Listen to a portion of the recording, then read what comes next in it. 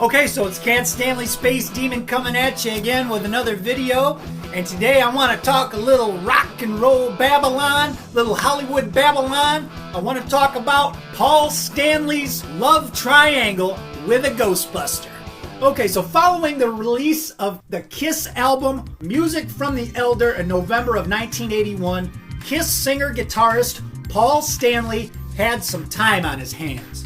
Now, the band had decided not to do a tour in support of the Baroque high-concept record, which had been a drastic stylistic change from the band's previous albums, which were more straight-ahead rock, and it was also a commercial failure. So Paul kicked around New York City, taking in the local culture, attending Broadway shows and other theater productions.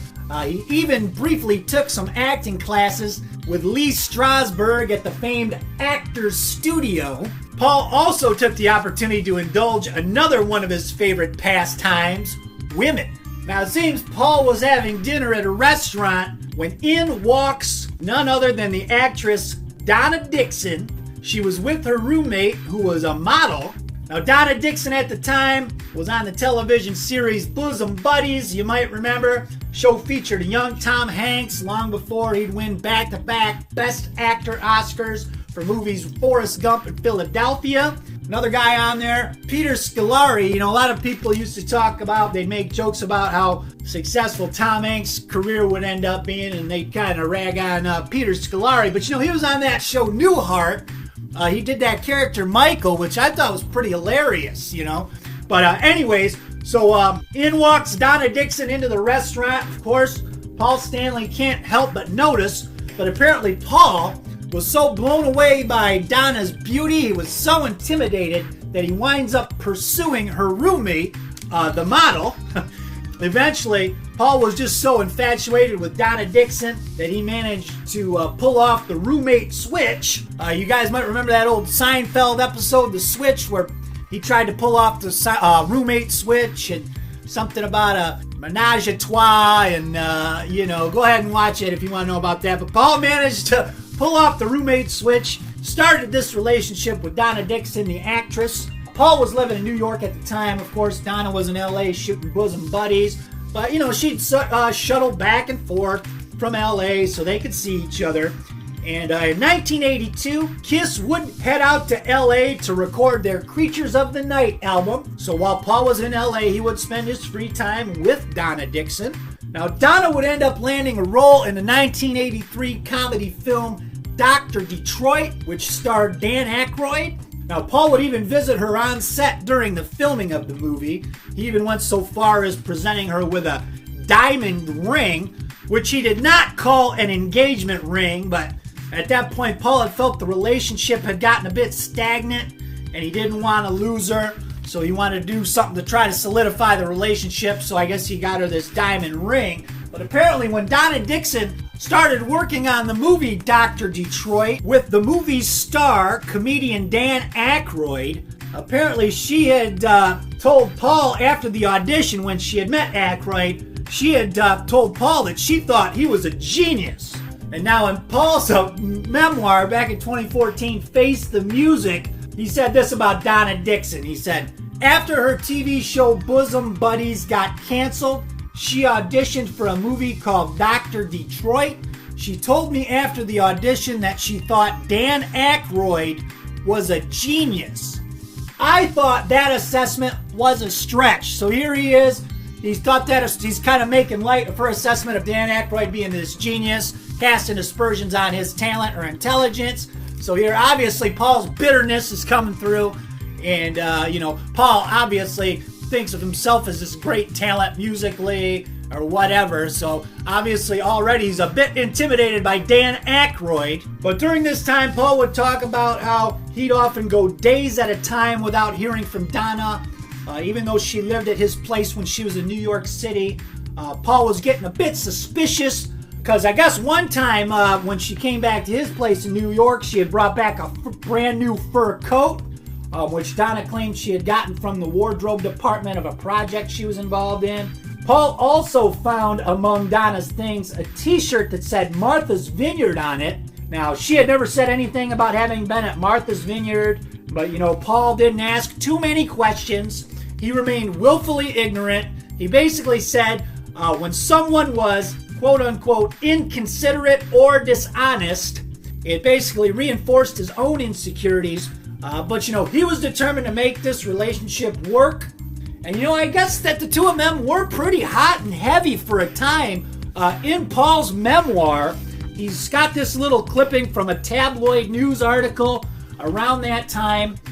The headline says, Donna Dixon tells how her fear of a bizarre rock star finally turned to love. Interesting little tabloid article from 1982 where she says, he's a perfect person to be with, a gentleman, very handsome and very bright. She also goes on to say, because of the makeup he wears on stage, people have all these wild fantasies about the way he really looks and how old he is. But I can tell you, he's 30 years old, he doesn't smoke, he doesn't drink, and he doesn't take any drugs. Paul is a real sweetheart, probably the sweetest man in the world. So apparently the two were getting on pretty well for a time back then. Things were pretty hot and heavy, but I guess eventually all good things come to an end, as I guess the relationship at one point got to a point where Donna was telling Paul she really needed her space, but Paul at one point gave her an ultimatum. It's like, make up your mind, commit to this thing or we're done. Donna Dixon chose the latter, and the relationship came to an end. And following the release of that Creatures of the Night album, the band embarked on a tour to support the record. The album didn't do well commercially, and the band found themselves playing mostly empty arenas. Paul was really bummed out about this. He slipped into something of a depression. He had looked to Donna for consolation, and a few months after they had called the relationship quits, I guess Paul Stanley decided he wanted to reach out to Donna because he missed her so much. He picked up the phone and called her. She seemed stunned. Paul told her how much he missed her, and apparently I guess they started speaking frequently on the phone.